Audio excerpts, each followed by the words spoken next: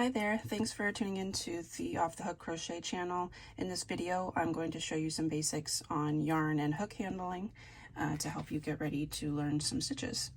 So in this video, I'm going to just show a simple exercise, how to make a small chain. This is very, very basic. And I'm going to show you how I position my hands around the hook and the yarn.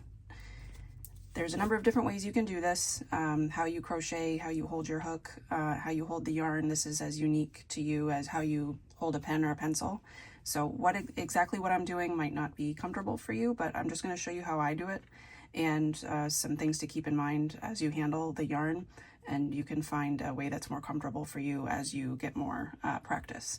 So I've just made a small slip knot and inserted my hook, and I'm just going to make a chain and show how I go about doing that.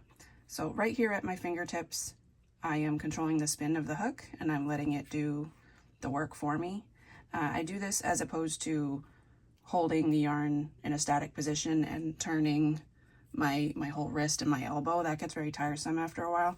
So I'm just controlling the spin of the hook right here with my fingertips. Regardless of your dominant hand, there's a couple things you need to keep in mind on how to hold the yarn and how to move the hook around it. With your dominant hand, you're going to be controlling that spin and moving the yarn with the hook. And with your non-dominant hand, in my case with my left hand, I'm doing a few different things at the same time. And this can be very awkward the first time you try this. I'm holding on to my work with my thumb and my middle finger. I'm pinching this little chain that I just made.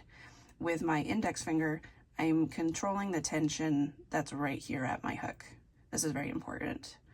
And then with my pinky and my ring finger, I'm just holding the excess of the yarn so it doesn't, just get out of control and pull through.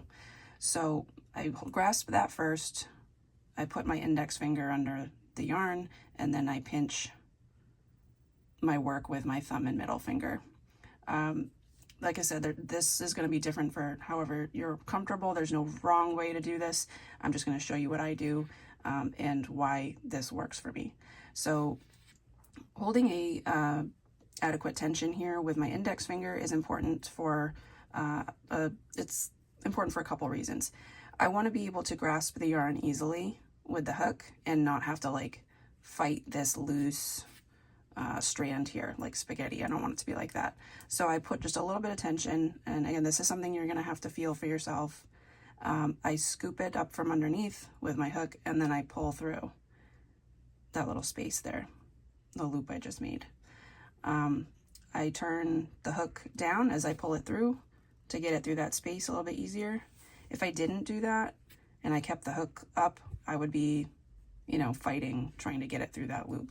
So I just use my fingertips to turn it down and pull it through. And this is how I go about making a chain. So this end of the yarn, I just want to keep it in my hand with these two fingers. My thumb and middle finger, I want to hold on to my work so my right hand can do what it needs to do. And with my index finger, I'm just applying the tension that I need here. So just give this a little bit of time, practice this.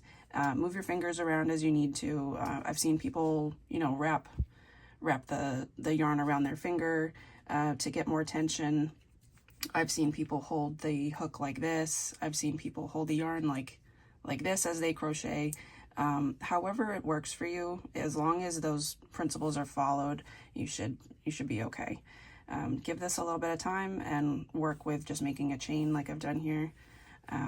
And you should be going in no time and ready to tackle those bigger stitches. I hope this video was helpful. Leave me a comment below if you have any questions. Thank you.